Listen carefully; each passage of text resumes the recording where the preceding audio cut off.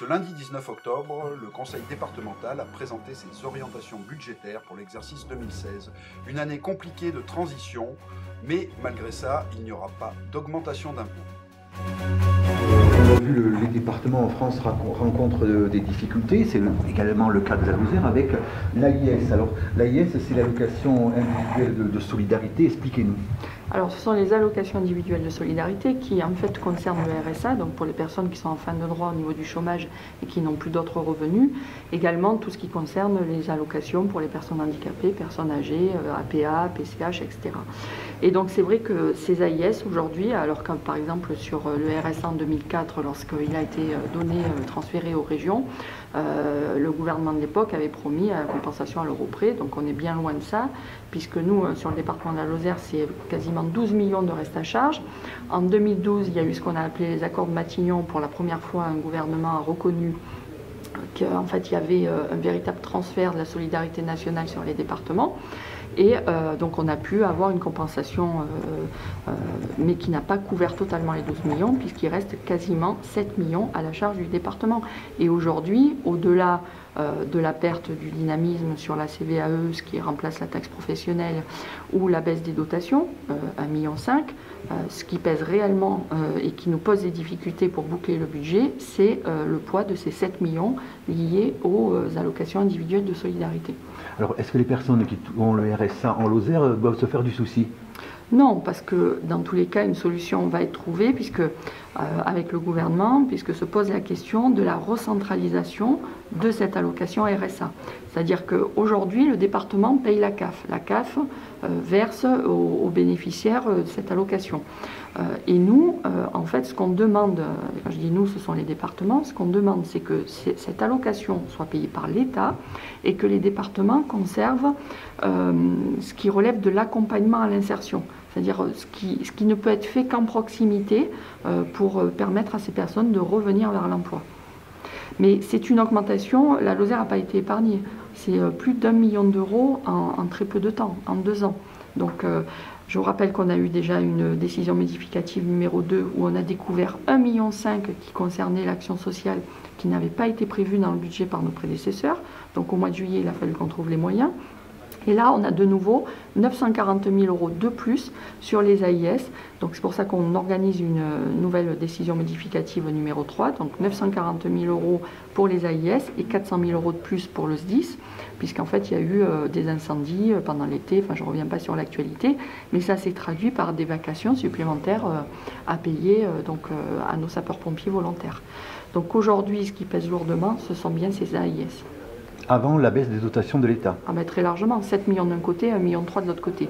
Et moi, sur la baisse des dotations de l'État, je veux quand même rappeler pourquoi l'État demande un effort à tous. C'est que quand on a le niveau et l'endettement de notre pays, au-delà de tous les gouvernements, ont vécu au-dessus de leurs moyens. Il faut savoir ce qu'on veut. Est-ce qu'on veut laisser à nos enfants et à nos petits-enfants, quand on aura un petit peu vieilli, une situation de la France difficile, parce que ne pas assumer la dette aujourd'hui, c'est reporter sur la génération future.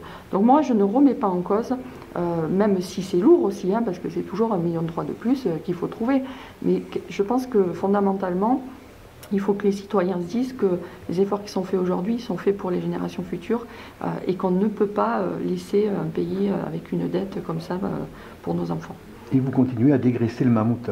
Alors, nos prédécesseurs avaient commencé à faire quelques efforts. Nous, cette année, en 2015, j'en ai imposé beaucoup.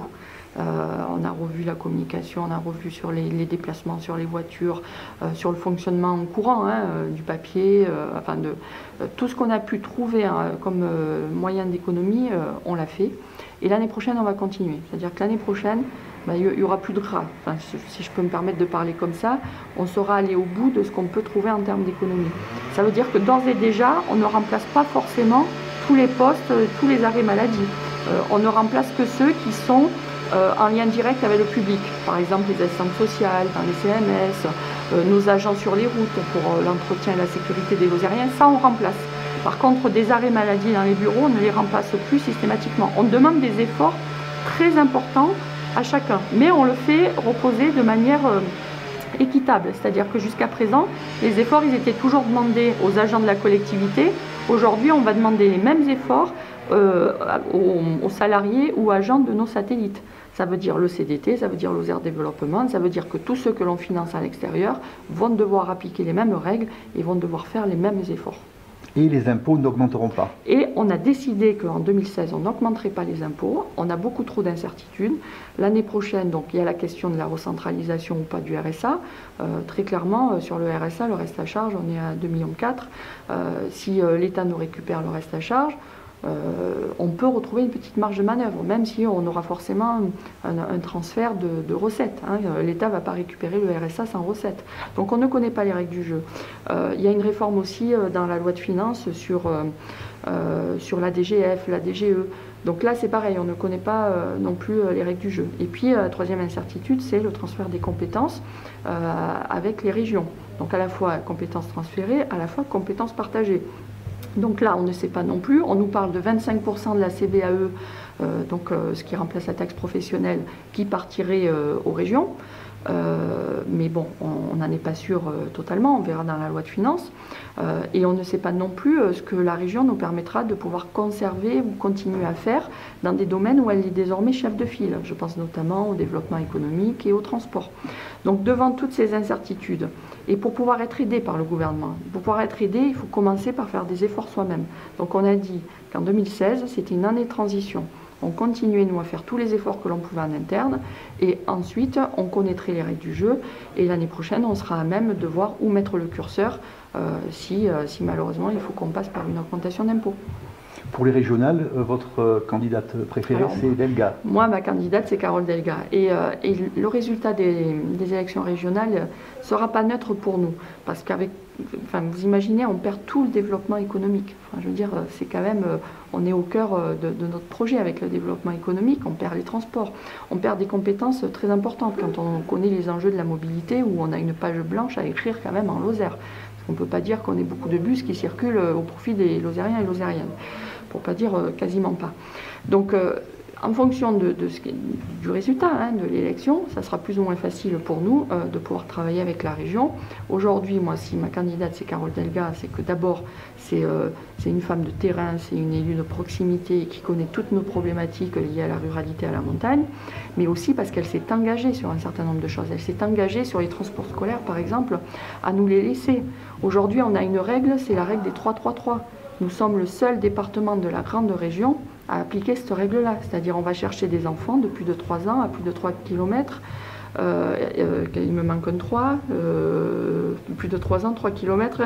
Et je ne sais plus le troisième. Bon. Aujourd'hui, elle dit ok, on continuera avec ce système-là. Si demain on a par exemple le même système appliqué pour tous les départements, on est quasiment sûr qu'ils n'iront pas chercher nos enfants forcément à partir de 3. Peut-être que le chiffre montera. Mais c'est ça, plus de 3 ans, de plus de 3 ans à plus de 3 km. Ça y est, j'ai retrouvé. Voilà. C'est bon. Sophie Pantel, donc Philippe Sorel, c'est un ami, Alain Argilier aussi. Pourquoi vous n'appelez pas à voter Philippe Sorel ? Écoutez, moi je suis fidèle à ma famille politique. Après, Philippe Sorel est un ami et c'est quelqu'un de talent que j'apprécie aussi, Alain Argilier aussi. Je crois qu'on est en démocratie, donc chacun a évidemment le droit de pouvoir se présenter et défendre sa vision de la nouvelle région. Moi, je reste persuadée que ce sont des élus responsables et qu'au deuxième tour, nous pourrons nous retrouver avec eux pour travailler ensemble dans l'intérêt de cette grande région. Alors il y a la problématique de Olga aussi, enfin je veux dire au second tour, comment ça peut se passer, la liste EVL peut être avant celle du PS ? Alors la liste d'Onesta, sont les électeurs qui décideront évidemment la liste qu'ils souhaitent mettre en avant.